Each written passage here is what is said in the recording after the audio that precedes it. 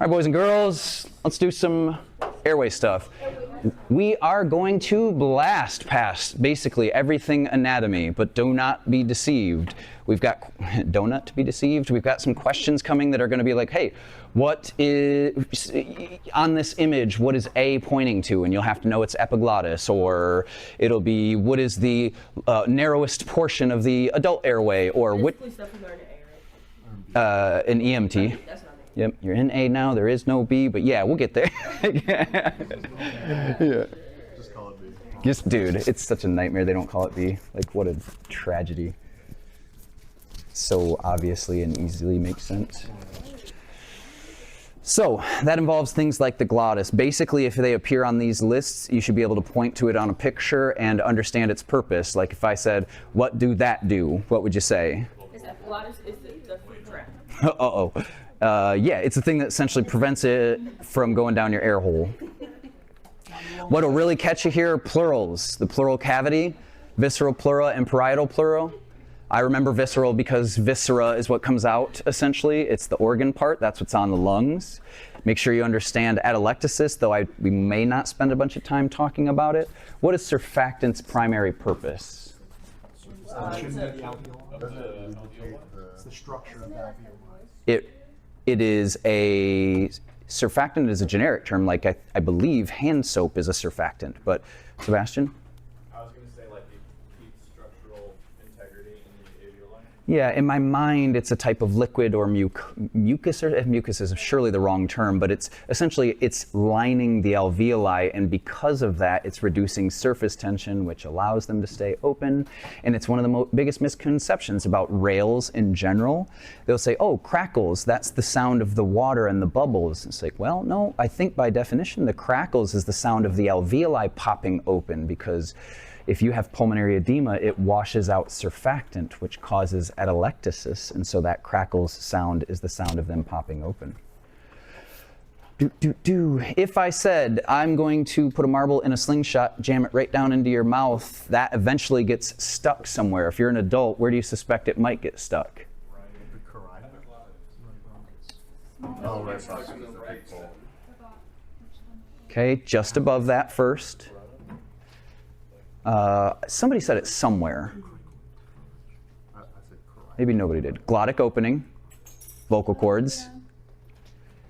If you're a kid, it's the cricoid. If it somehow gets past all of that, is it going to take a left turn or a right turn? Right. Make sure you understand the philosophies of diaphragms. This is it seems contradictory. Right now, yeah, I'm like a bit of a donut in tragically more ways than one. I have atmosphere out here, but I also have atmosphere in here. Not just a cute poem. Literally, I have essentially a neutralized atmosphere inside of my lungs and outside. And it is by creating a negative space that a vacuum draws in air. That's the seemingly contradictory part. Think about it like this. I've got two plots of land. If I want the water to run one way, I take land out so the water runs there. Similarly, my diaphragm contracts, pulls down, and that creates a vacuum of negative pressure, and air rushes in. Make sure you got that down. To make sure it's not air, both of those are active and both use negative pressure. They are not both active. That's a it should say exhalation. It's just a copy paste. It's complete. I mean, they are both true because they are identical. But what it should say is exhalation is a passive process, that it does not contract at all. It relaxes upward, and it's still not positive pressure. Negative pressure is created by the active process of the diaphragm drawing down. How would we get positive pressure? PPV through CPAP or BVM or mouth to mouth. So exhalation is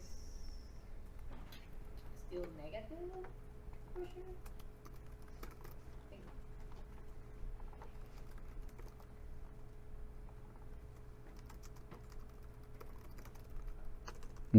We'll just do relaxation, right?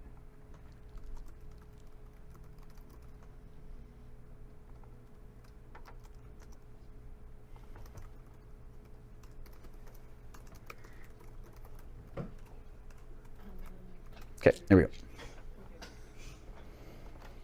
See all those cute little animals up there? We'll learn about this more Tuesday.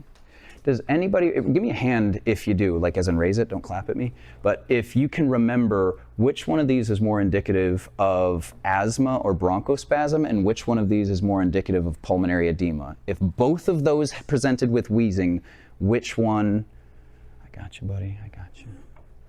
I suspected. Yeah? Tell me, girl. I think it's the left one. Left one might be what? Asthma. Oh, so close. So, okay. Well, you're close. You were right next to it. Yeah, whatever. Landon? So the left one is pulmonary edema because CO2 can travel through the fluid, no problem. Yeah. So it represents normally. Yeah, because CO2 can travel through water relatively easily, even though oxygen cannot.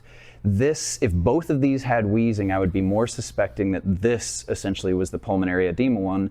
This one is a physical constriction of the bronchioles, and therefore CO2 cannot get past that constriction very well. So when they have pulmonary edema, their internal will be normal?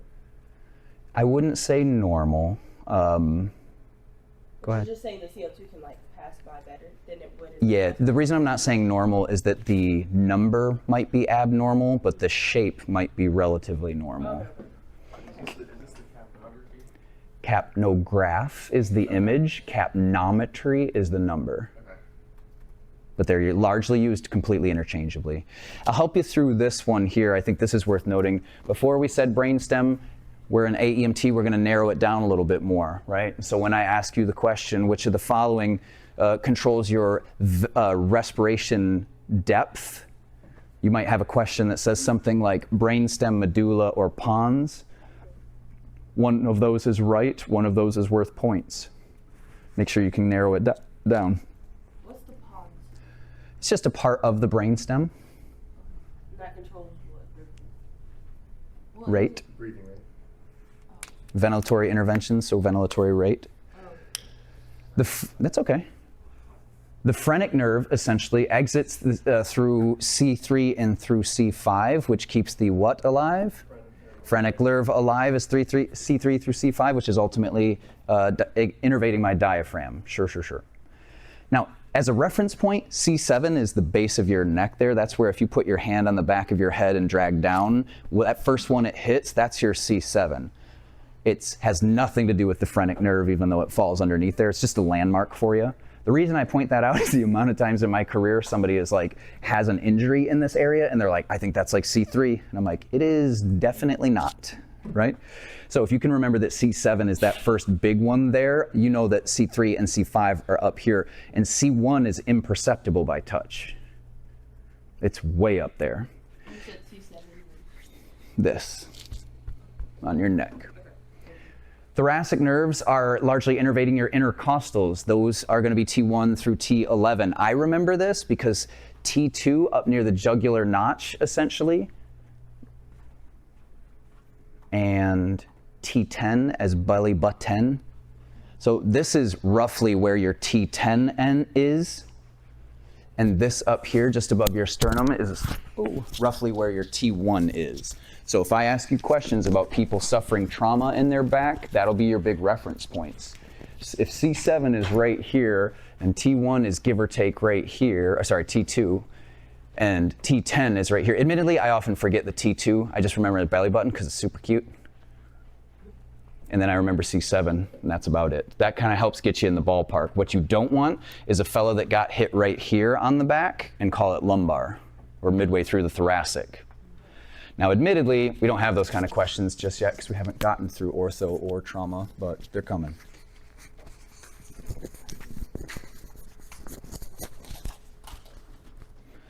One of the things that's most important for you to know, especially during our respiratory testing, is the fact that if you get above the C3 and you have a severe spinal trauma, you definitely go into respiratory arrest. These could be basically distraction injuries from hanging maybe, or axial issues essentially, like if your atlas bone is disconnected or certainly decapitated. But above C3, it's absolutely respiratory arrest. If you get damaged in C3 through C5, right, which if you're keeping score at home is just up here somewhere, just above that C7. It may mean respiratory arrest, but it definitely will impair diaphragmatic based on the amount of damage you suffer. However, T1 through T11 will only impair intercostal muscle use. You've got test questions coming that say something like, your patient received a spinal injury at this location. Which of the following respiratory rates do you think is most appropriate? And you're going to have to kind of gauge, well, it would only be his intercostals, so it's not 2. He's not ventilating at 2. His diaphragm's still working. Right? So you'll have to know essentially based on spinal cord injury what their ventilatory processes might look like, depth and all that. For the C3 through C5, is that where you get the abnormal breathing rates? Let me be careful it doesn't encompass anything else. I would think no breathing rates if you have a spinal damage above that. It all comes with the idea that like you could have spinal damage that doesn't affect your breathing, right? I could just take one of my the spinosa, the vertebra or whatever, and clip it off. That's not going to damage the cord. So I guess I mean to say if you're suffering insult to the point where it does affect breathing, it's going to stop it above that point because it's disconnecting. I guess I should probably say that. If it's disconnecting conductivity of the neurology and pathways. Alanis? If I have an injury about C3, what you expect the heart rate to be like? Well, put pretty simply, and we have to be a little careful on just saying, I made the same error in my slides. I am essentially implying that any error above these points caused this. That's not to be interpreted. If I pinch your nose real hard, that's an injury above C5, for example. It doesn't stop you from breathing, right?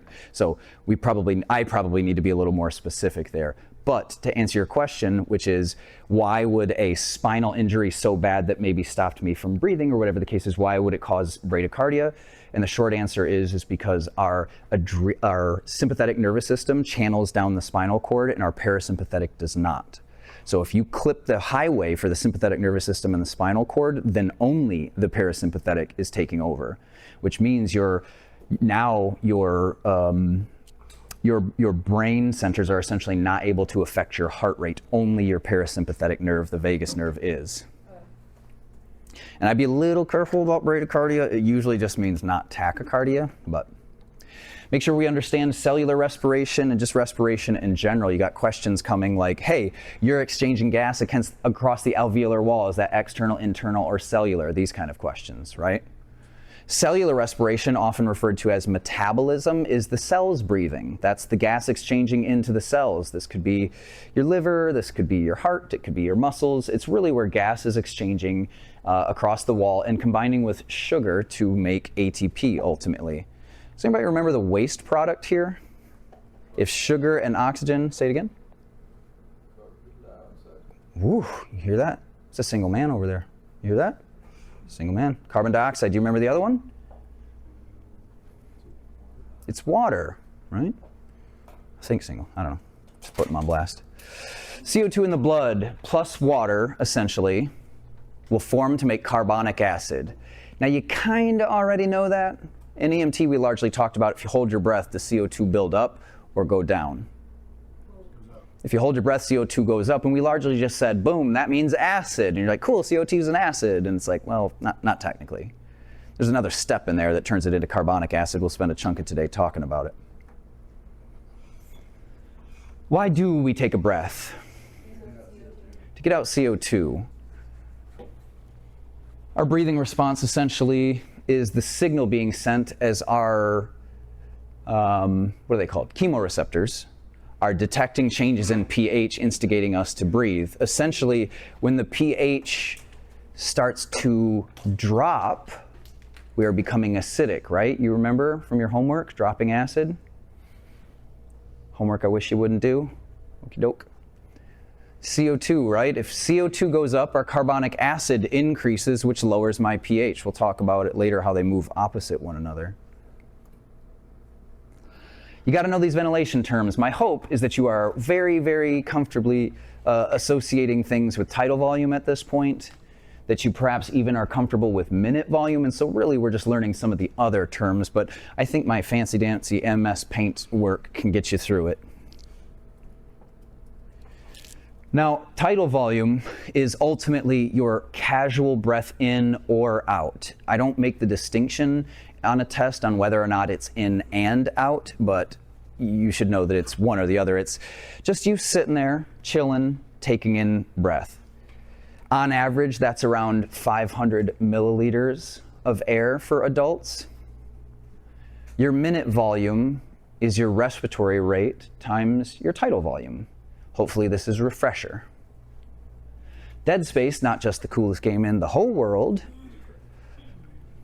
is the area involved with ventilation that is essentially not conductive. What I mean by that is gas may be going through it, but it's not going through its cellular walls. It's not exchanging, that's right. So this includes everything that isn't alveoli, basically. And that's around 150 milliliters. Now, I don't recommend you write this down. This will be my first AEMT class that I don't teach ideal body weight or tidal volume based on it. No, ma'am. Do not write this down. Now, if you want to know, there you go. And what this means simply is that it's not enough. Part of honestly, one of the reasons I kept this is for these pictures.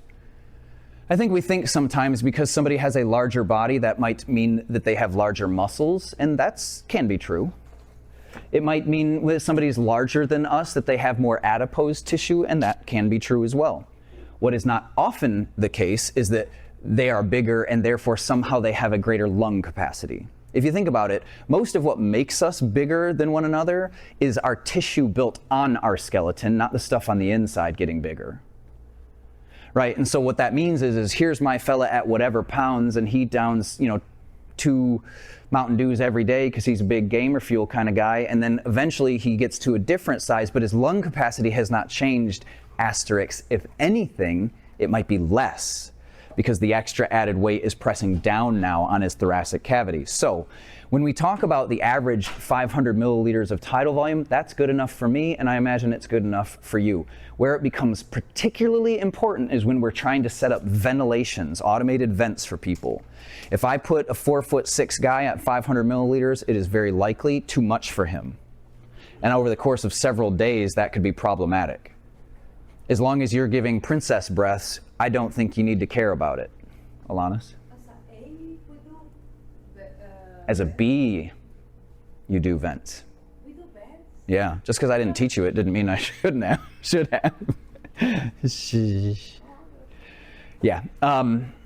So essentially, how essentially ventilation rates are decided is not just arbitrarily 500, that's an average. What we're doing is I say, okay, let's take 50 kilograms, and then for every 2.3 above that for a man, we add an inch over, for every inch over 5 feet, we're adding it. So if you were 6 foot tall, that's 12 inches on top. Wait, no, 12 times 672, that's actually much more. Anyway, the point is that for every inch over 5 feet, you add 2.3 to the 50, and then you multiply the whole thing by 7, and that's the exact amount you should put in. Again, I don't care. What I do care is you make sure that you're not like, whoa, this is a big dude. I better really squeeze on this. I'm like, hey, unless you mean big because he's 10 foot tall, then it's probably a non-issue. Now, the reason why I super don't care about all of that stuff is because not only are we not intubating specifically, but I think that we can all attach to the idea that I know I'm successfully ventilating somebody when I see what? Chest rise and fall. Yeah, chest rise and fall. And then tidal. Now, minute volume is our respiratory rate times our tidal volume. I put this here to remind you that our cardiac output, which inconveniently, it would have been nice if it was just like minute output or cardiac volume or something, but they're essentially the same. Respiratory rate times the amount of volume moving out of your lungs, heart rate times the amount of volume moving out of your left ventricle, right? The formulas are similar. What might be new to us is alveolar minute volume. But we can probably put that one together. Not only does it involve the alveoli very specifically, more to the point, what I'm saying is okay, so you pulled in 500 milliliters of air. Of that, how much did you actually use to exchange gases? Now, here's roughly 500 milliliters of air. This is your tidal volume, casual breathing. You with me so far? If you pulled in a breath of air as we're just sitting there, essentially 500 is going to go in, but only about 350 of that is going to reach your alveoli. Why? Well, because 150 of it is just sitting in your trachea, bronchi, and bronchioles. Yeah? So basically, it's just like how much of the 500, how much of the tidal volume you used up. Well said. Now, what's fascinating is you probably didn't know this, but you can take in a deep breath. Mind's blown. Right? So here we are, we're all casual breathing.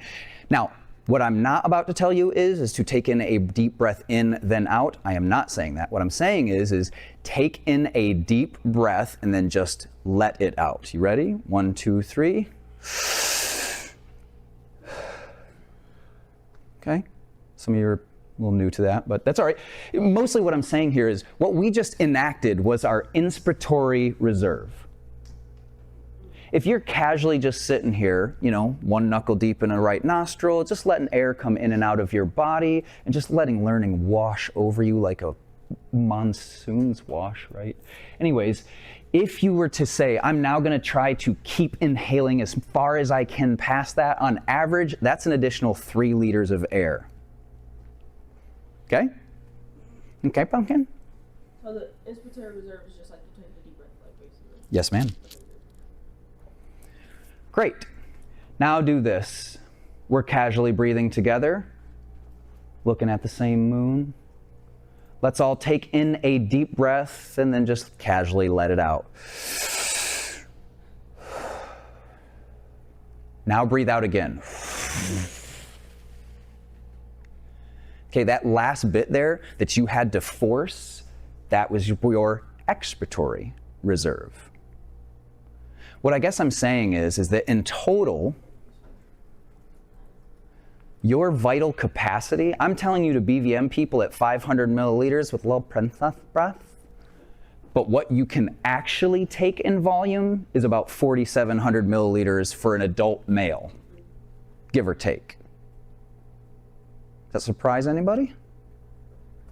My hope is that you hear something like that and it seems oddly contradictory in some way. Rose, you got some? Giving them a tenth of the air. Well, they don't. Yeah, well said. 10th, I'm into that. Rose? Is that about how much the adult BDMs are? They're like 25, 2,800, something like that. If we can take in that much volume, why the risk of barotrauma? Hot darn! The risk of what? Barotrauma. Sam?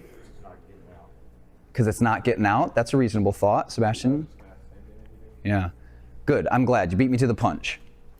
We can talk about that right now. Oh, no, I didn't make a slide. I just ran out of time, boys and girls. Here's the reason. I teach you princess breaths not because you can't contain way more. It's because the force at which you suddenly do it is not how we are spending our lives breathing. Barotrauma is the push. A person with a 4,700 reserve volume is in danger of forceful push. They are not in danger of volumetric damage. So if you, They are different concepts. so if you squeeze the whole bag over a shorter... If I squeeze the whole bag over a longer, easier time, you are not going to suffer barotrauma. Okay. You also shouldn't do that. Wouldn't that just be, like, why shouldn't we do that? They have run studies about cardiac arrest where they don't even ventilate. They just put people on non-rebreathers and saw in some cases that 0 change occurred in their cardiac arrest resuscitation rates. Now, we're not doing that. It's not what our studies are showing necessarily, but the point is that they don't need a lot. And in fact, most of what we're doing in cardiac arrest specifically has not a ton about getting oxygen in. More, we're just trying to get the CO2 out, and it doesn't take much to do that. But wouldn't they exhale like more CO2 if their like lungs were like more? Oh, you're doing so well. Yes. Then why don't we like give them like slow deep ventilation? Let me ask you a fantastic question. Okay, you ready? If me ventilating them with little princess breaths is getting some CO2 out, then why aren't we giving long, drawn out breaths to get as much CO2 out as we can? I don't know. It'll Oh, take yeah. longer. No, it would be nice. We're just trying to maintain perfusion. We are trying to maintain perfusion. Gosh, we're talking so much science and you don't even know it right now. Yes, we are, but there's a few steps in between there. Oh, this is fun. Are you ready? Dude, your mind's about to melt in half, I think. Because everything that we're doing in EMS and just most of what we're doing in life is about balance, maintaining homeostasis. If I could reach into you right now, Sebastian, and pull all your CO2 out, would that be beneficial to you? Maybe not. It would put you in respiratory alkalosis. But aren't they already behind? Because like You're if they're behind. not breathing, then they're gonna have more CO2. You're not crazy if you're like, whoa, my CO2 is at, 60, or like my end title's at 60. Honestly, that is probably I'm not sure I can hang in that arena. I don't know. You're definitely not crazy for having prolonged expiratory phase there to try to get out more CO2. I think that's pretty clever. I just don't know enough about it to go with you there. But what I can definitely say is if a guy's maintaining a normal CO2 and I overdo it, he starts losing too much, and that's a problem. Incidentally, we do teach a type of excess ventilation. When do we do excess ventilation? ICP. Man, oh man. Also single? I don't know. Okay, sorry. Off the market. Look away. You sure? Like, how serious are we? Anyway, okay. This is amazing. That was wonderful. Well done. Okay. That's all, though. One last thing. So like if we get on scene and someone hasn't been breathing for a while, wouldn't it be like the best for them to give them like slow deep ventilations and then kind of taper that off and start giving them like shorter and shorter ventilations? Because they're already in. I like that. We aren't CO2-wise. teaching that. Okay.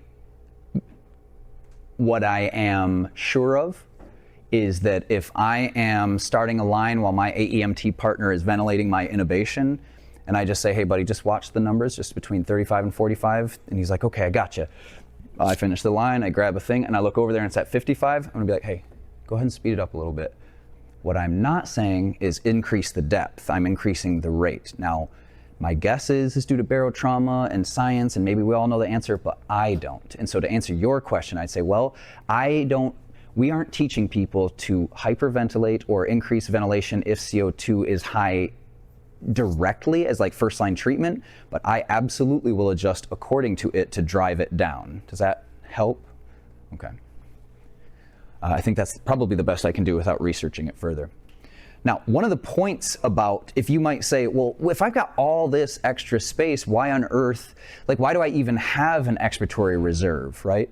Now, admittedly, I also don't turbo know the question to that. I suppose I'll ask the man once I get through the gate if such thing is going to arise. But what I can definitely say is this is where the value of PEEP valves come in. And let's let this be the year where we use PEEP valves. I know how intentional it is. I encourage us to use it. I talk about it, and then I run a million scenarios, and I never can find a way to like enforce it. But let's just do that. Instead, I wish essentially that I would notice or that the adjuncts would be like, where's your PEEP valve, dude? What are you doing? But let's let that be us, right? Because part of what's happening with our expiratory reserve essentially is that the more we can kind of keep in there that isn't causing us any harm, then the less work we have to do to open it in the first place. And so, for example, let's just assume, I just asked ChatGPT to make me some things. These look a little diseased, but that's okay. Essentially, if I'm just ventilating a person without a PEEP valve, then every time I squeeze to get that chest rise and fall, I have to recruit a lot of alveoli that were just expelled because they reached atmospheric neutral, right? When I put a back valve like a PEEP valve on there, it will prevent that from collapsing all the way, which means the next ventilation I give, a bunch of that alveoli is already recruited. Now I just got to move the gas in it. Does your ventilation rate change because of that? No, sir. It just reduces the amount of workload and therefore all of the energy that they need to essentially expand and accommodate. So your resistance would change as you're bagging, right? yeah, you would essentially have to do less to get more. Okay. Sebastian? So are PEEP valves like something you really want to use Yes. for like a pulmonary Dude, yes, because they are naturally doing it themselves. Show me how they naturally do it.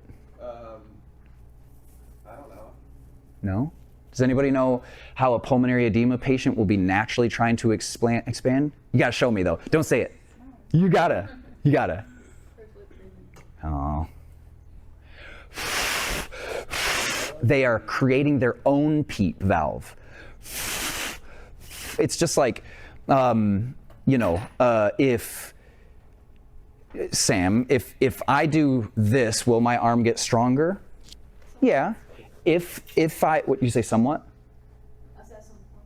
At some point, yeah. I mean, calisthenics are a real thing, body weight and stuff like that, right? But how, if I said, look, I really want to get, I've been doing this every day, just bare hands, my biceps aren't getting bigger, you would say, hey, you need to add weight or resistance. God, of course he would say the right word, resistance, right? Look at the fellow. I mean, okay. Anyway, that's what PEEP is doing, is putting resistance on your respiratory system, on your ventilations. It's putting resistance, and because of that resistance, the back pressure is allowing me to keep my lungs expanded. It's cool. So to summarize it, some of the new words for us are these reserve volumes. The inspiratory reserve is essentially, it's the max inhale after my tidal volume. Now, I don't think I ask super narrow questions about that. I definitely ask tidal volume and minute volume. I'm not sure if I ask reserve volume stuff, but I think it's important to kind of understand conceptually. Your vital capacity is the max amount that you can inhale forcefully and the max amount that therefore you can exhale forcefully, which comes down to about 4,700 milliliters for an adult male. About PEEP valve? Yes, sir. Are we saying use that for BVM? Yes, sir. If someone's in respiratory arrest, how would that, because isn't the expiratory, that's like a passive process. How would increasing the amount of pressure needed to exhale if someone can't? Because we're doing it for them. It's not somehow minimizing the amount of ventilation, but I think it's just simply slowing the process essentially so that way we don't have to, it's kind of like philosophically, I think it's kind of like doing CPR compressions. We have to do it for a while to build up the power to get where we want. Excuse me, I had Mexican with the boys. But with the PEEP valve, essentially, that first squeeze of the bag is just me trying to get to the point where they're inflated so I can push diffusion or allow diffusion to cross. So the PEEP valve set at the right atmosphere, essentially, or millimeters of mercury, allows me to circumnavigate that beginning that just nothing is happening. Also make sure, I did forget. Nah, it's the whole thing. So if somebody has like a really, really high, I don't know what you call it, if they have a really, really Hypercapnic, like they have a lot of CO2. Yeah. Uh-huh. Do you not want to use a PEEP valve? I mean, I think we always want to use a PEEP valve, but again, we can affect the rate, because the volume is allowing us to keep the alveoli expanded, I would just increase the rate. But the added pressure in the lungs wouldn't stop them from being able to like exhale more CO2 out? I think if you left it there, it would be deeply problematic, but because I can increase the rate to target end tidal, then I think we're safe. So the priority initially is keeping that space open, and then you're saying we can kind of wean off of it and then let that CO2? I would say that generally speaking, if you're using a BVM, you should attach a PEEP valve, and the reason for that is to reduce the amount of alveolar recruitment you have to do with each squeeze.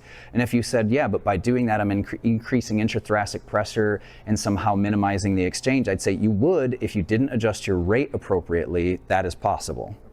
And so more than anything, it's part of the reason why I say, hey, when it was funny because like my first EMT, AEMT cohort or whatever, I had to like memorize all the ventilation rates. I hadn't used them in 10 years. Why the hell would I care what people are supposed to be breathing at? I watch end tidal.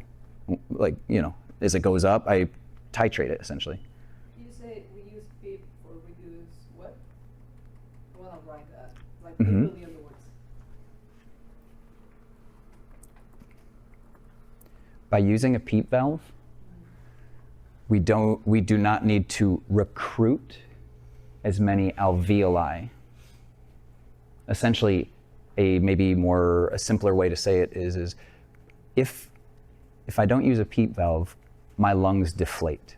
But because I use a PEEP valve, it keeps it somewhat inflated so that every time I squeeze, I can just get right to the good stuff, just pushing gas.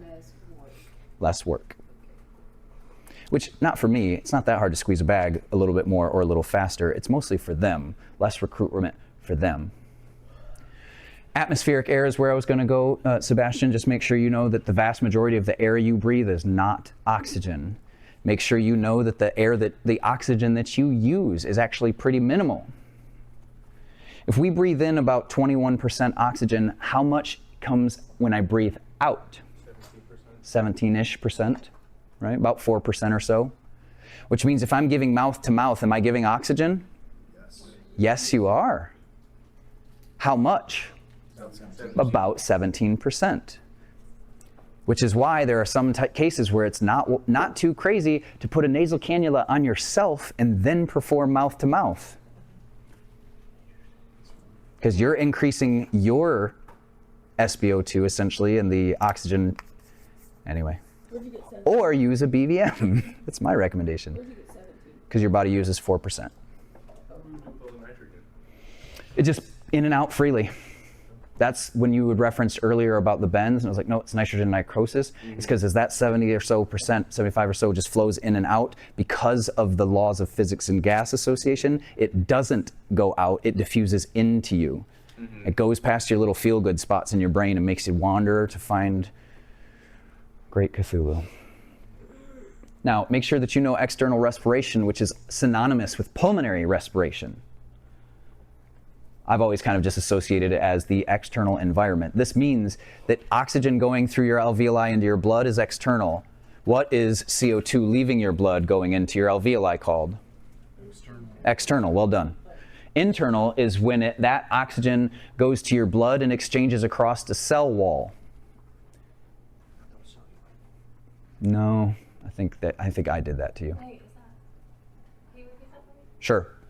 As gases exchange across the alveolar wall, oxygen in, CO2 out, we call that external. That oxygen goes into your blood, it goes and it finds target cells like your liver, your kidneys, your skin, whatever the case is. It goes out, that oxygen goes out of your blood and through the cell wall. That is called internal respiration. CO2 comes out of your cell wall, goes into your blood. That is also called internal respiration. Cellular respiration isn't going across the cell wall, it's happening inside the cell, also called metabolism. It's still involving a gas, two gases. Oxygen plus sugar equals CO2 and water. That's cellular metabolism, and then it goes backwards, right? So I take a breath in, it's external respiration, goes into my blood and goes to the cells. The cells then, through internal respiration, take in oxygen. Now the oxygen's in there and presumably sugar, they combine to make cellular respiration, the byproducts of which is another gas, CO2. So through internal respiration, it goes out of the cell and into the blood. It returns back to the alveoli and out through external respiration from my blood to the alveoli. Now, what's very important to note is that the best way that we can operate is through aerobic metabolism. Now, if you hold your breath right now, you don't die, which is probably good. Part of the reason that's not happening is because you have large amounts of circulating oxygen. But a small part of that is the fact that you don't need oxygen to have cellular metabolism. Now, you will die without it. I can prove it to you, but you're not going to like the experiment. What this happens, where we most notice this is when our ventilation and respiratory, our breathing cannot keep up with our workload. If you've ever worked out, and I am not saying I recommend it, but if you have, you know that you get sore after pushing yourself on a day. Part of what's happening there is your workload is outpacing the amount of gas you can exchange. And because of that, you are developing anaerobic metabolism. You are metabolizing without enough oxygen to do so. I don't require that you know the numbers, just that you know that they are astronomically different. That by breathing in oxygen, my cells are way more efficient at creating energy. Now they can create energy without it, but you will die without oxygen eventually. So anaerobic is unideal. If aerobic metabolism is essentially oxygen plus sugar equals CO2 and water, anaerobic is sugar into the cell and a whole mess of other things, one of which is lactic acid. You already know this conceptually. What condition do you develop in a hypoxic environment? Acidosis. Okay, you know a little more than I need you to. If you, let's see, is it possible a person who is ventilating just fine still dies? Yes. Because he might be getting O2, but he might not be perfusing well, which means we've got blood being delivered to tissues without oxygen. So he's experiencing anaerobic metabolism, which means he's developing a lactic acid buildup. It's one of the byproducts of anaerobic metabolism. In a nutshell, the bottom line here is shock. Shock is essentially you experiencing anaerobic metabolism. Which means when you're in shock, like Aiden astutely said, you are acidotic. Part of that might simply be lactic acidosis. You thought it was IVs. He was like, oh, I'm going to do an eye gel. I want to learn about morphine. So, external respiration. This is explicitly and specifically your pulmonary respiration. That means the gas being exchanged from the pulmonary capillaries and the alveoli. You ready to talk oxygen hemoglobin dissociation curves?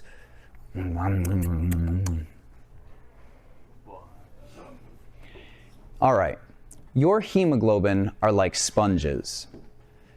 What I mean by that is the more oxygen that binds to them, the faster oxygen binds to them. If a single molecule of oxygen comes by and binds to your hemoglobin, the next one does it faster. Now that there are two, the next two do it faster. Now that there are four, we're talking Fibonacci in a part. I don't know if that's true, but it's fun to say. Buddy? Cuz? This reminds me, I saw a guy interview who was, at least at the time, it looked like the 70s or 80s maybe, was the smartest man on the planet. And he was so excited to interview the guy because he was the smartest man. And so he was thinking all day about what question to ask him, and he said to him, hey, why does this thing happen? And he said, well, my son, because it does. And he was like, you're the smartest man on the planet. What do you mean because it does? And he's like, well, because what I mean is when do we end? He said, well, if I asked you ice is slippery and you said because it is, that is true, is it not? Yes, it is. Great. But what if I said, well, yeah, but why is it? And I said, well, because it has to do with different pressures. Well, why different pressures? Well, because when there's different pressures applied on ice, it changes state of matter. Well, why does it change state of matter? Well, because it changes state of matter, it has to do with the electron. But at some point, you will have to decide that that's enough. Or in summary, I don't know. And my guess is he didn't either. But the point is this, is I can take you down a certain path, but if I don't take you farther, it's because you don't need to, or I just don't know. What I can assure you is that hemoglobin binds to oxygen, or oxygen binds to hemoglobin, and the more it does it, the faster that occurs. The inverse is also true. The way you need to look at this is less about affinity for oxygen, less about acidosis, but for now, just think about this. Your guy is at 100% O2. You just watched him drop to 99. NBD. Now he goes to 98. Sometimes we fluctuate. 97. Weird. 96, 95. 94, 93, 92, 91. 90, 80, 80, 70, 60. Like, the faster it drops, the faster it will drop. That's the point. If you walk up and you're like, 92%, oh no, I'm like, I mean, it's not good, or whatever. You're like, sorry, I meant 82. I'm like, okay, very bad. We go from 82 to 72 much faster than we go from 92 to 82. That's what I mostly need you to know about oxygen and hemoglobin dissociation curve. The lower it gets, the faster it goes. We okay there? John, tell me why I'm more concerned about a 70 SpO2 than I am a 90. There we go. Now, there's more to know about that, but that's the number one thing. In fact, we will teach paramedics not even to intubate until they get their SpO2 up to a certain level. You'd be like, yeah, but he's not ventilating right. And you're like, yeah, but because he's already at 80, by the time I get done ventilating him, he's going to be dead. So bag him until we can get that SpO2 up. Then we'll talk about intubation.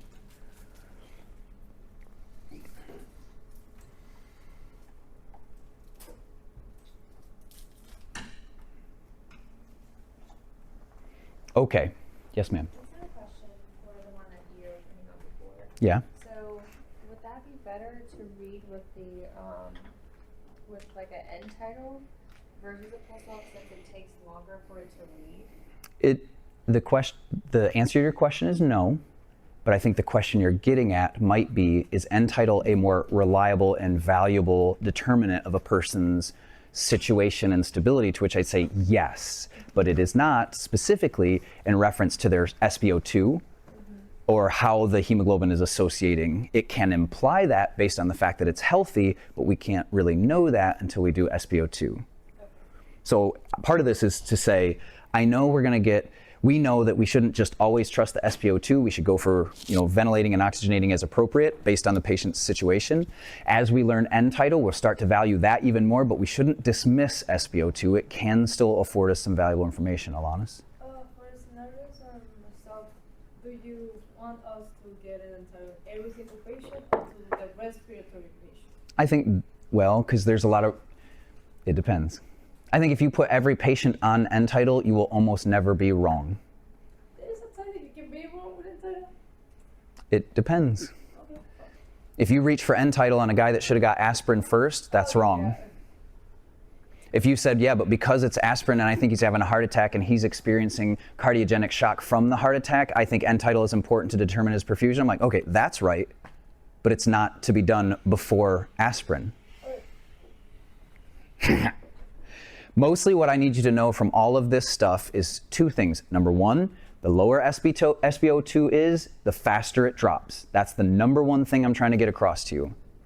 Second to that, I'm trying to pave the way for if you said, hey, is DKA bad? It's always bad, but I appreciate your trying. DKA is bad.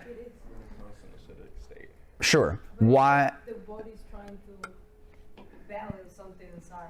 It's bad, but it's trying to do something. Yeah, we would hope so. Let's see. Lauren, can you die from DKA? Probably. I think that's a fair answer. Do you have any idea why? It's too acidic. You're all answering too cleverly. I'm trying to baby step here. Yes, acidic acidosis. Man, your EMT teacher must have been like a man. Sebastian? Okay. Anyways, what I'm hoping is one of you would say essentially is, well, yeah, DKA is bad because obviously... Huh? Yeah, we're okay. Oh, say it. No, see, we're thinking too much about today's lecture. Why would a person's sugar be high? They don't have enough insulin. Do my cells need... I prided myself on being a good teacher, but I realize now it was a failure. Essentially, can you die from hyperglycemia? Yes, but it's not the hyperglycemia it's the problem. It's the hypoperfusion because the sugar is not... It's in your blood and it needs to be in your cell. So yeah, you can die from hyperglycemia because you aren't having cellular respiration, because your sugar isn't getting into the cell. Right? So DKA is dangerous because you're not able to have cellular metabolism because you don't have insulin to take the sugar into the cell. And then the body, because it can't get sugar in, it starts burning the ketones. Yep, and ketone is an acid, which is why you become acidic. So, and the ketones aren't aerobic, they're anaerobic? Like it's anaerobic? They're probably involved. I don't No, I don't know. My guess is aerobic, because you survive that instance as long as you have, but I don't know. I know it gets burned for fuel. My assumption is it takes oxygen. Okay. We know that we die from DKA because of, it's not hypoglycemia, because our sugar is high, but we're still dying of a lack of sugar being used, even though we're in hyperglycemic states. You with me so far? Now that we know you die from DKA because you're not able to utilize the sugar, here's the other kick in the nuts. Because ketones are being burned out of fat so that you can live, it is making you acidotic. You are hyperglycemic, your ketones are being emitted, therefore you are becoming acidic. And when you become acidic, it starts to change how hemoglobin is binding with oxygen. In short, as we shift to the right, it means that we are real acidic, and high acidic, or sorry, that's a little ambiguous. Low pH or high acidity essentially means that our hemoglobin are going to release too much O2. They won't hold on to it enough. The O2 will be there, but because of the acidic state, your hemoglobin will not allow oxygen to bind to it. So it retains less CO2 in the blood? Yeah. And that's the dotted lines or the shifts? Yeah. Okay. If essentially you are alkalotic, or basic as I prefer to call you, it means the opposite. It means, like you might say, okay, well, if a person is acidic and their hemoglobin, this is the summary. If you're in acidosis, your hemoglobin will not bind with oxygen. Not only were you up a creek because your sugar wasn't getting into the cells, now because you're acidic, you're also not getting oxygen transported. If any part of you was like, oh, DKA, that sounds dangerous, I'm like, now you know that it's way more dangerous. Yeah, we knew DKA was a sugar issue. It's also an oxygenation issue now. Why? Well, because you're acidic, as our pH shifts, it changes the oxygen affinity for hemoglobin. So we go from being like, oh, his sugar is high, it's just DKA, we'll fix him up, to being like, no. He couldn't use sugar, he can barely use oxygen, that is deadly. So is that just a because it does thing? Like I'm sure you could explain it away. I cannot. I know that our pH changes the affinity of oxygen for hemoglobin. That's what I know, and that's what I need you to know. I know specifically as you become acidic, it doesn't bind. And if you become alkalotic, then it locks on. Now you've got the opposite problem. Hemoglobin in an alkalotic state will bind with oxygen and won't let it go. So is that why it's just like when somebody has like uncontrolled diabetes, where it leads to blood infusion, where they have to like eventually lead to like amputations? I think it's possible that through a DKA, through a diabetic situation, that you're having poor perfusion to that area and it leads to amputations. Yeah, for sure.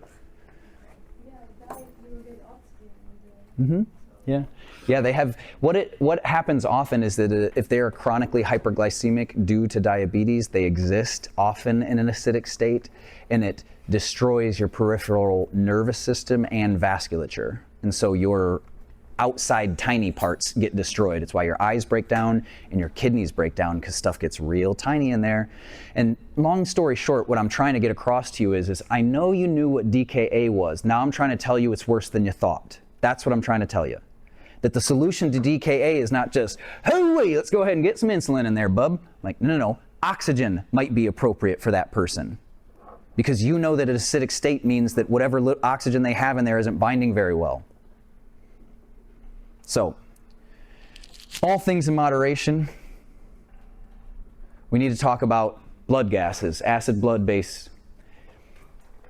I imagine many of you got through EMT class without ever having to crack a book. I assure you AEMT is not the same story.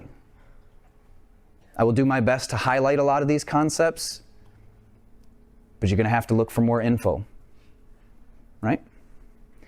Now, the components of arterial blood gases. We aren't pulling arterial blood gases. Literally, they're pulled through your artery in your wrist in most cases. They draw up that blood, and then they test it accordingly. This is largely what they're testing: your pH, your partial pressure of CO2 in that blood, and then also your bicarb. You will be my first class that I do not teach how to do acid-base balance math. What? Because it's been 3 years since somebody came back from registry and told me they got a question on it. But every year in my career that I tutored AEMTs, they said they got 3 to 5 questions just like this. They would say, well, I said, well, what do you need to know about blood gases? They said, well, the registry asked me a few. And how it would go is it would say something like, your patient's pH is 7.4, their PaCO2 is, whatever the case, their HCO3 is this, what do you suspect? And you would have to choose respiratory or metabolic, acidosis or alkalosis, and then whether or not they were compensating based on the numbers. I'm not teaching you that, so don't worry too much about that when you see it in the book. What I am sure of is that I care and the registry cares that you understand these conditions conceptually. What I don't care about is a guy that can be like, okay, well, if I carry the 1 and the PaCO2 or whatever, I'm like, you can't even draw blood gases. What are you talking about? But what I would like is for you to say, no, he's not just high sugar. This is metabolic acidosis. That is a profoundly dangerous situation for him. Well, I know she's 72 and she's thrown up a few times. That is a profoundly dangerous situation for her. But you already kind of know why. Why is vomiting a profoundly dangerous situation for a geriatric? Hypovolemic shock. As you get out hydrochloric acid from your stomach, your pH goes up. If you vomit too much, it changes your pH. Why is hypovolemia just part of your problem now? Yes, I'm getting out too much fluid. That sucks. But I'm vomiting stomach acid. Who cares, right? I care. Because as your acid leaves you, you become alkalotic.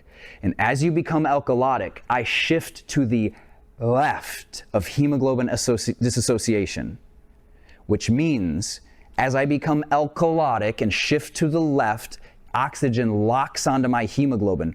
Yes, it's bad that my geriatric is vomiting because the volume is low. She is also starting to have oxygenation problems. You can't do or you have reduced internal respiration. Okay. Yes, well said. In summary, we need to understand acid base for 2 reasons. Because it can lead to a problem with oxygenation and because it causes dysrhythmia due to potassium. Why is acid base a problem? Because of O2 affinity and potassium problems, which lead to dysrhythmias. So when you're more basic, like the oxygen doesn't leave the hemoglobin? Amazing. Yes, exactly that. It locks on alkalotic to the left. La, la, la, la, la, la. Shifts to the right, real acidic, some other R. Ran out of time on my little game. So, our pH for our blood is between 735 and 745. If you don't recall, that's easy to remember. How do I tell you to associate that? End title? End tidal. Yep. Your end tidal range is 3.5 to 4.5. Put a 7 on that, that's your blood pH. What's worth noting is that these are logarithmic and exponential. When you move from, say, if you're like, oh, weird, his pH only went from 7.4 to 7.35, these move to the power of 10.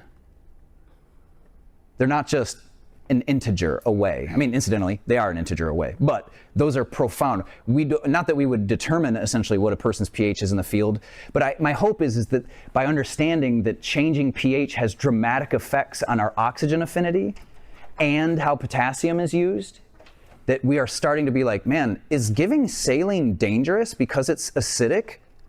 Yeah, it absolutely can be. It's not to be afraid of, all things in moderation, right? But it's kind of nailing home the point where I was like, hey, don't just give fluid willy-nilly. And you're like, why? And I'm like, I'll see you in A class. Or why don't we give fluid willy-nilly? I said, well, we'll see you in A class. The short version is pH. The long version is because potassium and oxygen affinity. Do we need to know that formula at the bottom? No, I don't know the formula on the bottom. So we just need to know the ranges.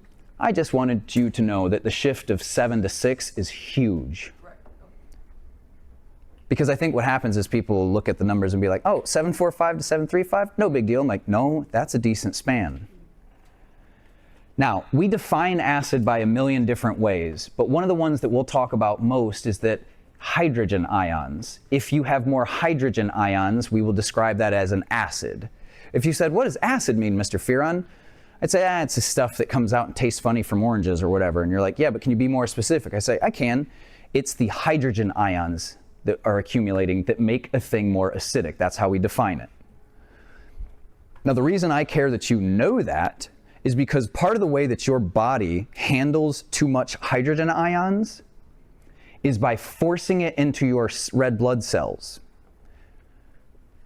It absorbs the excess hydrogen ions, or in short, if you are acidic, your red blood cells will absorb the hydrogen.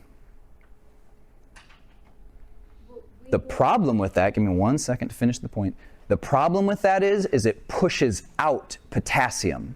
And you are about to become romantically familiar with potassium and what it does to your heart. You have to.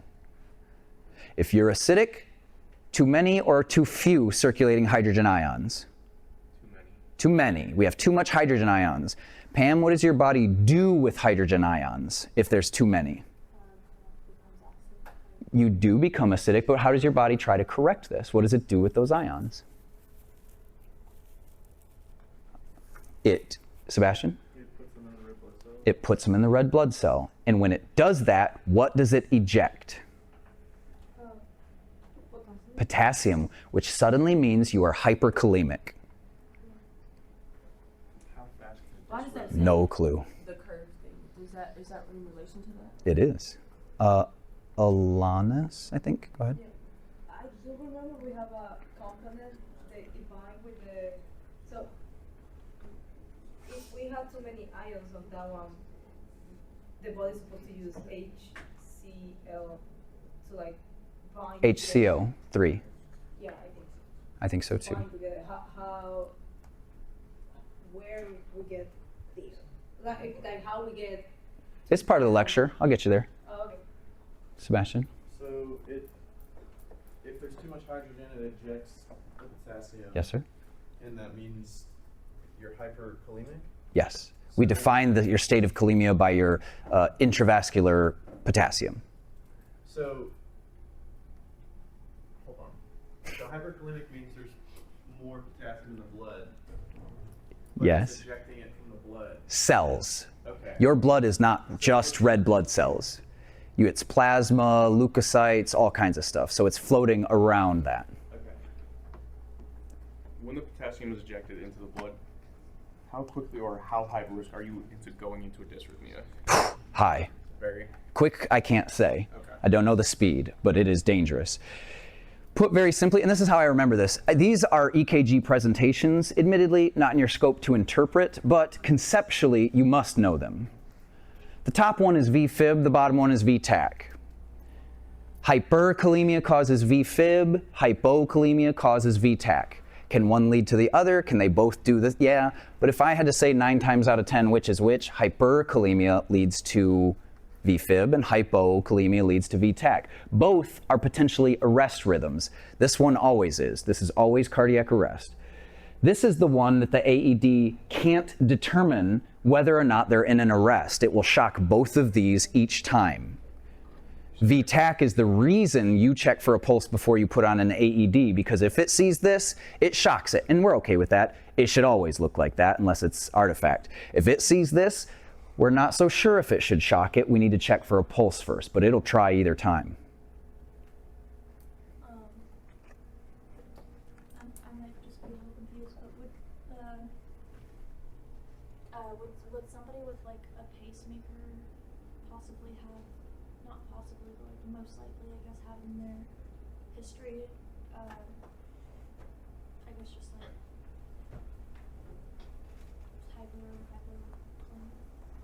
It's possible. People with blood, the question is would a person with a pacemaker be more likely to have what, hyperkalemia? Yeah. It's possible because essentially with with struggling heart rates and various beta blockers and getting paced, there are associations there, but I don't know that I can make a strong one. How I kind of remember these things, if you said, hey, is it hyperkalemia or hypokalemia leads to VTAC? I remember these like sound waves. This is pretty similar to what a high-pitched sound wave would look like. High-pitched hyperkalemia. And this is the low-pitched hypokalemia. That's how I remember it. The bottom one is VTAC? Bottom one is VTAC. Wait. Hypo leads to VTAC. Yeah. Most of the time. Is that the imbalance, is that like the sodium potassium pump? Like why is that? When hydrogen ions go into the cell, they're changing the polarity. So we eject the potassium essentially to neutralize it. If they're leaving, they're probably leaving through the sodium potassium pump, but I don't know that. But is that why you get the dysrhythmias? You get the dysrhythmia because because of the polarity shifts are leading to dysrhythmia. Or in summary, hyperkalemia and hypokalemia lead to lethal dysrhythmias.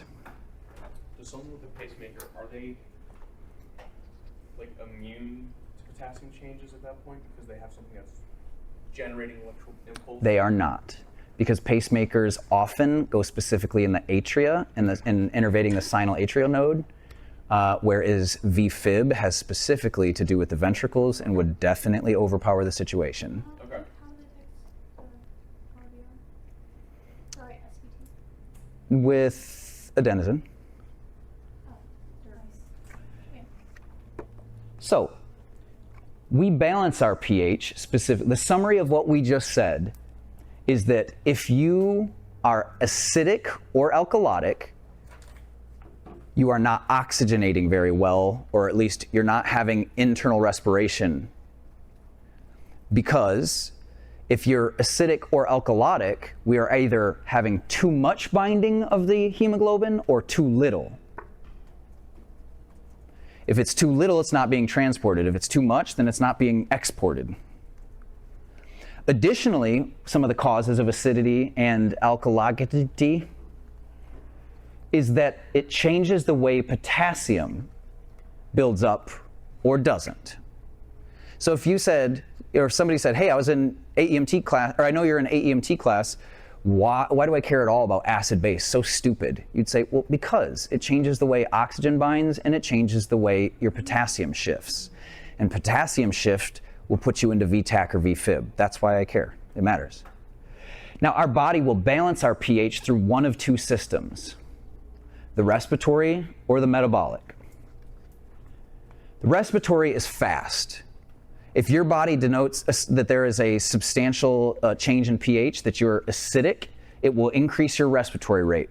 What do we know that's an acidic state and increased respiratory rate already? DKA. You are experiencing Kussmaul respirations because you are acidic, because your respiratory buffer system is trying to get rid of the only acid that we can control quickly.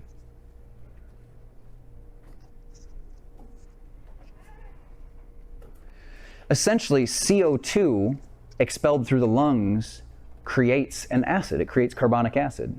And if I get more CO2 out, well, then I create less carbonic acid. So if I just breathe real fast, I will increase my pH. Your respiratory balance is fast. Primarily, you're breathing out a CO2. It's the quickest acid we can control. CO2 is not an acid, but it creates carbonic acid. DKA is associated with Kussmauls because the ketones are making us acidic. Our metabolic system involves the kidneys. This involves a molecule called bicarb. This is the one Alanis was referring to earlier, HCO3. HCO3, our kidneys will cause a reabsorption of HCO3 to balance it out. CO2 creates acids. HCO3 is a buffer. Bicarb is a buffer. So essentially, if I go into DKA, it is because I don't have insulin that my sugar is building up. It is because my sugar is building up that my ketones are now getting released, and those ketones make me acidic. So my body says, wait, I gotta do two things. Well, I gotta do one thing. I gotta balance my pH because I am acidic as hell. Kidneys get kidneying. Lungs get lunging. Well, the lungs can do it in minutes. I'm breathing out CO2 like crazy, no carbonic acid, we're chilling. The kidneys take days to build up this bicarb and break down carbonic acid to get there. This is ultimately the formula. No, you don't need to know it. Can they both be like working at the same time? They will always be working together unless there's a profound pathology. It's just we can't wait for bicarb to build up. It takes forever. CO2 is great because of the exhalation, but we also need to balance it metabolically. Yes, ma'am. So would it be like, how can I put this, more dangerous for geriatric patients Always. when they're in that state? Absolutely. Tell me why, though. Because like they're older, so it's like your vascular is not as. Yeah, specifically your vasculature in the organs. Because they have decreased liver and kidney function, they are less likely to effectively and efficiently turn carbonic acid in your blood into HCO3. Their balance system sucks. So if they have, like, Don't get old, young man. UTI, can that like double down? Say it again. Like if, like, let's just say like a geriatric patient has a UTI also with an issue like this. Catastrophic. Yes, ma'am. But I love that you can have that conversation. I think before maybe we're like, oh, okay, UTI, that's like bad. It's an infection, right? And you're like, but I just listened to some dude blather on about acidosis. This is profoundly bad. I'm like, yeah, dude, super bad. P is wild. Okay, here's the summary. You need to be able to do this, right? You need to be able to say, okay, so I think they're acidic based on their presentation. Is it respiratory or is it metabolic? Or the counter to that, okay, so it's clearly a respiratory issue. Is it alkalosis or is it acidosis? And this is the quadrant system to kind of place that stuff. Where you're really trying to get to is, yeah, but what conditions can I put in each of these quadrants? But you know part of this already. Don't get too overwhelmed here. Sam, come with me here. Respiratory acidosis, okay? Can you think of an instance where it is my respiratory drive causing my low pH? So DKA is going to be metabolic because that's the ketones in your system. Oh, well done. COPD, can you tell me why?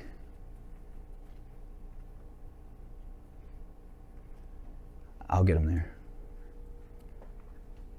Tell me why COPD is a problem. Tell me why asthma is a problem. Tell me why opiate overdose is a problem. Tell me why any of these things are problems. Imbalance in the body. It does imbalance the body, but be a little more specific and back up a little bit. My buddy overdosed on heroin. What does that mean? Took too much. Yes, it does. So what? So he felt really good? For a bit, maybe. But what's the scary part? No? If you took a bunch of heroin right now, what's the danger? You could die. How would you die? Your heart would stop? Not first. What stop? You would stop breathing. And when you stop breathing, what happens to your CO2 levels? They build up because you're no longer exhaling them. Your CO2 goes up. It makes more carbonic acid. Your pH goes down. When you hypoventilate, you go into respiratory acidosis. It is the #1 cause of respiratory acidosis is hypoventilation. If you can't breathe out the CO2, then it stays in you. It's a little limerick for you. So, low ventilation, increased CO2 retention. Low ventilation, low pH. Low ventilation is low pH because of high CO2. Because again, goes back to our formula, CO2 in water equals HCO3. HCO3 is carbonic acid. So more CO2, more acid. How do I get more CO2? Low ventilation. Early on, you'd say, well, they're not breathing. That means they might die. Sure, tell me why. Well, because they're not getting oxygen in. And then a learned EMT would say, yeah, but it's also because they're not getting CO2 out. And I'd say, that's great. Why? And you say, I don't know. And I'd be like, that's okay. AEMT class will teach you why. Because not getting CO2 out causes you to become acidic, which changes the affinity of oxygen to what? When you are acidic, it changes the oxygen's affinity to hemoglobin, which means, sure, you're not breathing, so you're not getting an oxygen, but that's why we say chest rise and fall, because we need to get the CO2 out, because if the CO2 doesn't get out, then you become acidic or alkalotic. You become acidic, and when you become acidic, what does it do to your hemoglobin? Prevents it from binding. It changes it, it releases too much, but in any case, it's too much. Why does this is, I feel dumb, but I don't know. Why does the pH You're not dumb. instead of increase? Like, Because wouldn't it, I feel like it would increase. CO2 combines with water to make acid. So more CO2, more acid. So as the CO2 rises, the they get more acid. Makes more acid. Doses? Mm-hmm. Yep. In fact, they use this mnemonic, the Rome, have you heard of it? I was talking to you about my clinical. We had a guy come in. Oh, and I it was like- remember. they brought him in, like, it was firefighters, they brought him in. This guy's in DKA. And the guy I was with was like, hey, come here, check this out. We looked at his lab results. Mhm. And he told me about this earlier in the day. He went, which one is it? Anyway, he was COPD Yeah. patient. So it was, it was an acidic patient. Great. We determined that. I don't love the Rome mnemonic, but the first part of it is helpful. Because here's what often happens with students. They're like, oh, respiratory is opposite. That means low pH, high CO2. And the other part of that is metabolic equal, which means high pH, low CO2. And I'm like, no, it's referring to bicarb now, but they'll cross the wires up. So respiratory opposite, very true. What I'm trying to get across to you is this, boys and girls. Hypoventilation is a lack of ventilation, which means CO2 is not getting out, which means carbonic acid is building up. As carbonic acid builds up, you become acidic. Inconveniently, that means your pH drops. Low pH because high CO2. If you are hyperventilating, you have the opposite problem. You are ventilating a lot, which means what? A lot of CO2 is coming out or a little? A lot is coming out, and because you have a lot of CO2 coming out, it means not a lot of carbonic acid is being made, which means you are becoming alkalotic. So you need to make the breathe less. Mm-hmm. Kind of, basically. Like with anxiety. If you control your breathing, you can control. I'm glad you brought that up. If I had somebody with an isolated panic experience, right? They were hyperventilating. Am I breathing out a lot of CO2? I am. My hands start crinkling up. Why? Carpal spasms. It's called a carpal spasm. The question is why? It's not a perfusion issue. Blood is still getting there. Nutrients are being exchanged. If you're not getting enough oxygen in either. The oxygen is irrelevant. Is it the hemoglobin affinity? Oh, say it. Ooh, but do it slow. Okay. Yeah? You got an answer? Beat him to it. Get there. Do you want to Get there. Oh, what a monster. Do you hear that? Is it because like the oxygen is locked to the hemoglobin and it can't make the transfer? Yes. No, Why'd you have to- opposite. Wait, it's the opposite? But again, it has less to do with the oxygen. It is alkalosis. He made a big show of it and then he was wrong. No, he was wrong. Okay, here's the summary. Let's not get too far off track. If you're moving to the right, you become real acidic, right? Real acidic to the right, you release too much oxygen. If you move to the left, you become left alkalotic, right? Which means it locks on. Yeah. Yeah. Yes. I thought that, yeah, he said that. We Oh, I'm so sorry. Yeah. I don't take back my insult, but you are correct. Then why'd you say yes then no? What were you thinking about? I'm lost, dude. I think I misunderstood you and then went on a big spiel about it. But the point is feel bad. It's locked to the hemoglobin so it can't make the transfer. Yes, that's correct. Why does that lead to? Yeah, why does that happen at the spasm? peripheral? Is it Because when you're in an alkalotic state, like you astutely said and I misunderstood, essentially it changes the way calcium is absorbed, and calcium is needed for muscle contraction. Why does it happen at the peripheral? Because they're smaller and more susceptible. it's confusing though. You said they're I'll bet. But the ME part, like, it's equal, but they're not the same. Is that what you're saying? I don't know. But here's what I am saying.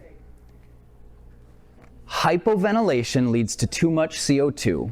We see this in COPD. We see this in any type of CNS depressant overdose, like alcohol, benzos, or anything that stops you from breathing, is going to stop you from ventilating, is going to start making you acidic. More CO2, more acidosis. The reverse is also true. I got to keep moving. So I'll say this from here on out. We'll probably have to put pins in questions. I'll be happy to stay after class and stuff, but I got to talk about VQ mismatch because that's going to be rough for you too. Not that I don't value your questions, but buddy, I got to move. So the opposite is also true. By anxiety, panic attacks, and pain, please write it down though, because it does matter to me. I just don't have the time for it. Too much ventilation causes too much CO2 to go out, which means you become alkalotic. Now, and the part that I don't love the Rome thing is the Rome thing puts the emphasis on bicarb. Essentially what Rome is saying is that respiratory is opposite, meaning your pH drops and your CO2 goes up. The ME part of Rome is saying that metabolic is equal, meaning that as the bicarb changes, so too does your pH in the same direction. The issue is that all four of these problems revolve more around acid than they do bicarb at all. If you're not breathing, you retain CO2, it makes more acid. If you breathe too much, you let out CO2 and you become alkalotic. In DKA, it's still metabolic acidosis. It doesn't have to do so much with the base, so much as the ketones are acidic.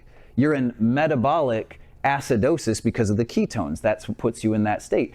Lactic acidosis is that aerobic or anaerobic metabolism leads to lactic acidosis.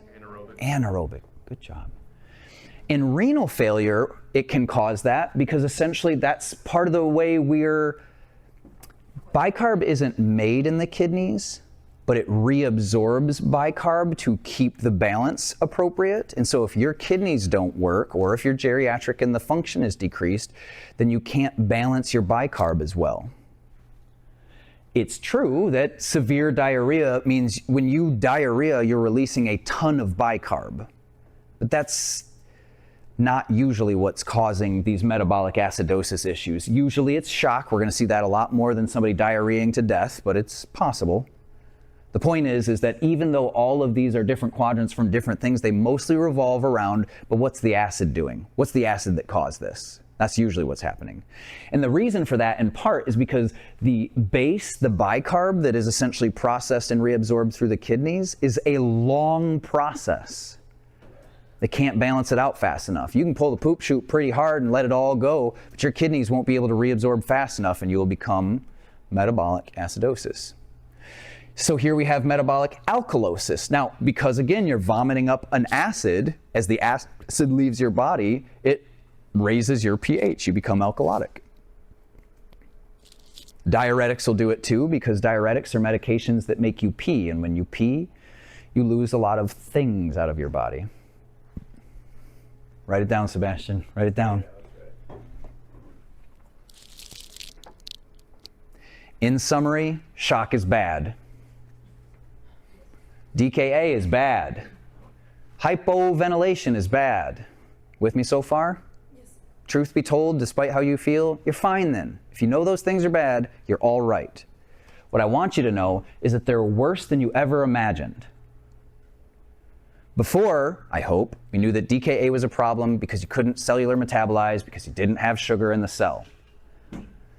But because it's trying to fix it one way, it's causing an issue the other way. It's releasing an acetone, a ketone, making you acidic, and it's changing the way your hemoglobin binds, and it's changing essentially how potassium is distributed. Let's change gears and talk about a much simpler topic. It really is. Honestly, every year people are like, whoa, VQ mismatch, so tough. This is VQ mismatch. This is one of your lungs. If you pour air and water, gas and water into a container, what goes to the top? Gas. Bang, VQ mismatch. These are your lungs. Does it surprise anybody that in your lungs there is more water at the bottom and more air at the top?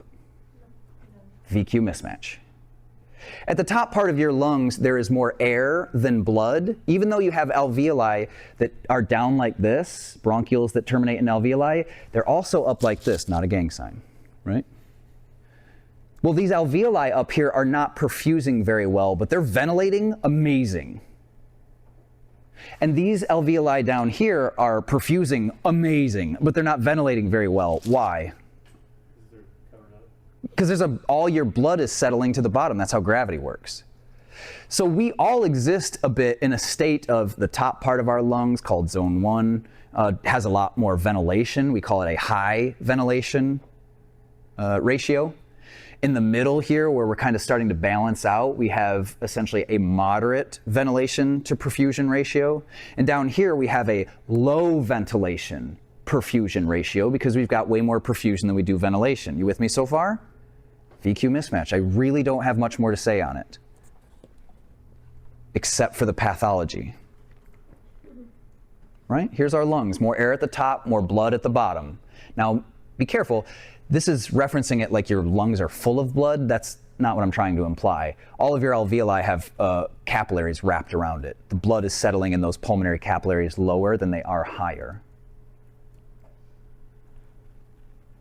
Ventilation is represented by a V. That's convenient. Perfusion is represented by a Q. I think it's Latin for quantity or something. I actually think it's French for something. Nah.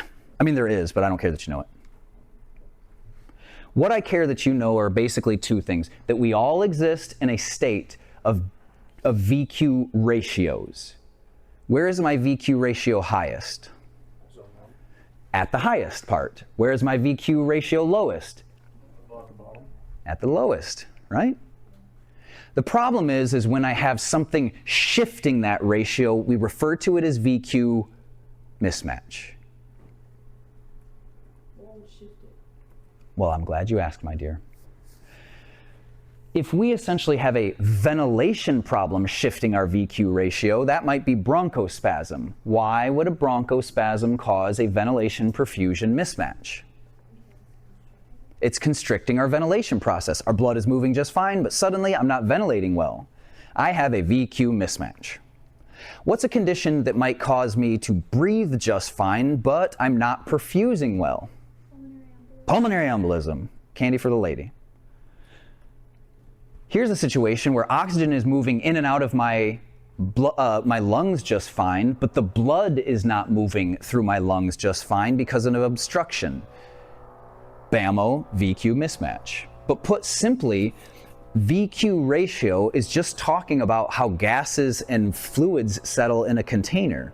The mismatch is saying, look, so I had a decent ratio of gas to liquid, but now I've got a wildly shifting one where suddenly I've got all the oxygen I need, but only half of the perfusion because I've got a big saddle PE or something. In short, if you can kind of remember that sometimes people who are breathing just fine will still die, VQ mismatch.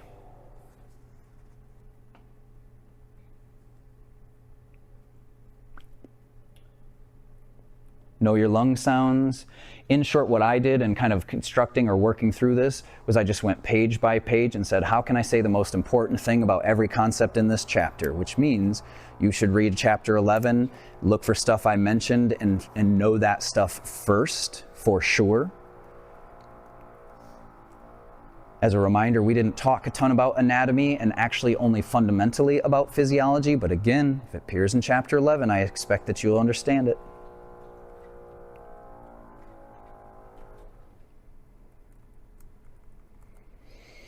I think we somewhat understand this already. If CPAP's not the reason they're alive, it's the reason they're dead, right? There is this narrow window here. And buddies, if I could wave a wand and make sure you knew one thing, it would be the triangle of distress versus failure. It would be crafting a group full of people who were like, no. Do you see how his respiratory rate is actually low? That's death soon. He's on the other side of the peak. that it's all signs of decreased effort. Be careful with the skin conditions. I don't necessarily agree with the book. The book is like pallor versus cyanosis, and I'm like, if only it were that easy. Do you want us to use that or the triangle? I think they're the same. This one's just way more information. But the triangle is probably the better answer. I want to make sure that when you BVM, you ask 2 questions at least every time you BVM. What are those questions? How's my seal and chest rise and fall? You need to ask those questions. I don't care, well, I do care. If Henry's doing his practical and you're a silent partner, that's the only time I don't want you chirping in. Otherwise, if it was like, Henry, I want you to lead this one over in Mr. Witcher's lab, we're gonna go through it or whatever, and he says, but Aiden, will you go ahead and bag for me? And he's like, ma'am, are you allergic to anything? Aiden's like, hang on one second. How's my seal? And all of the world stops. And he's like, it's good. And you're like, great. How's my chest rise and fall? And he's like, it's good. Sorry, sir, please continue. Please do that.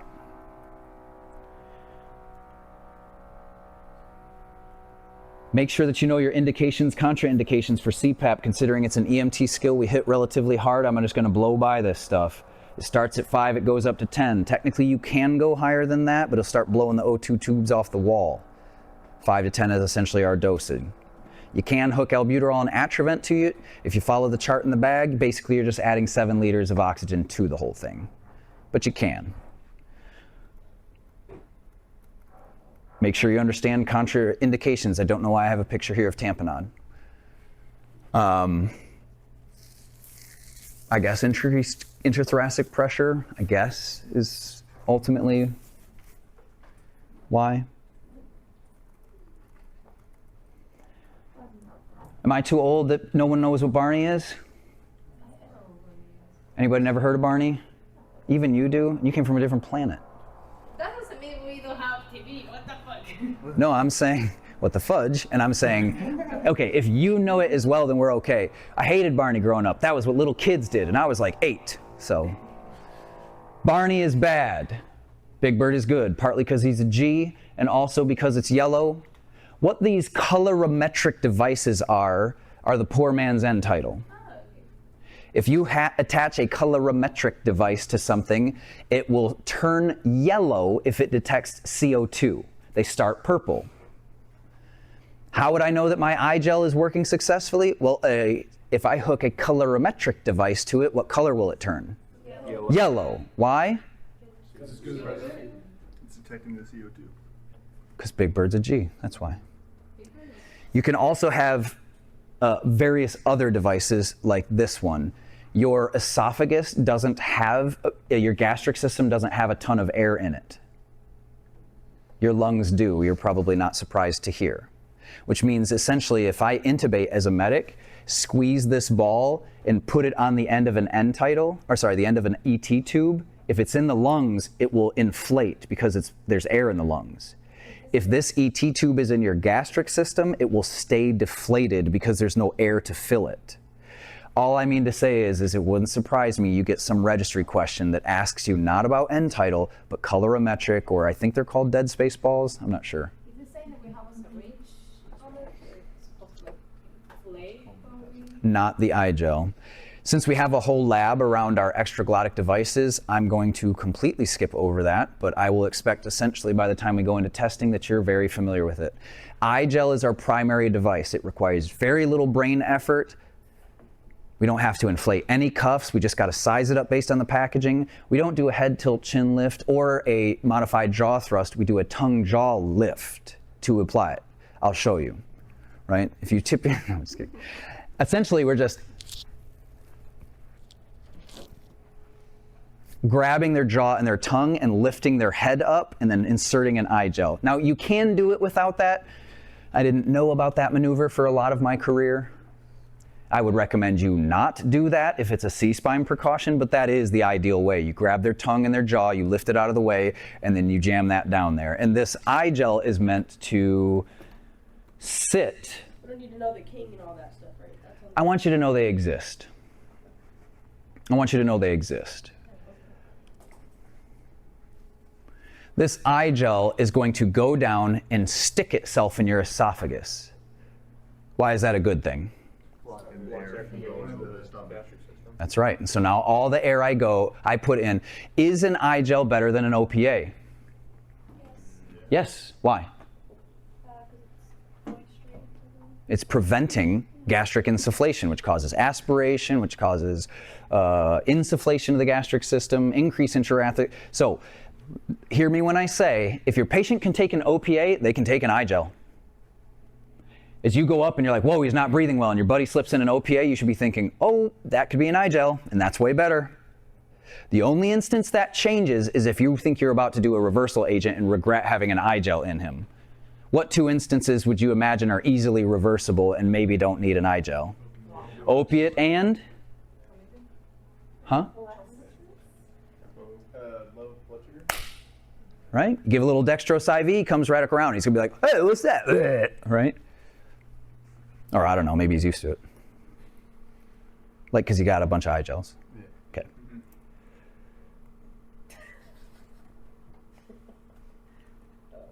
Extraglottic devices are not innocuous. If a guy just drank down a bunch of acid and you're trying to save his life because he's not breathing and you stick an eye gel in there where his esophagus and larynx are all eroded, you're going to poke a hole in it. That's a problem. Just use the OPA. If they got a gag reflex, please no. Please. 8-pound baby Jesus. If they have a gag reflex, no. Please remember that when we establish an advanced airway like an eye gel, if we're rescue or doing compressions, we are no longer doing 30 to 2. If they got an eye gel in, we are now able to ventilate continuously. Every 6 seconds. If it's an adult.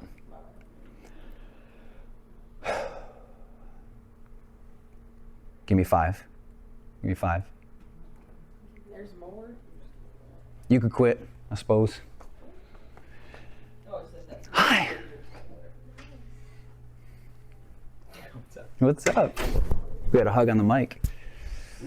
Okay. It'll go with the video we got. Okay.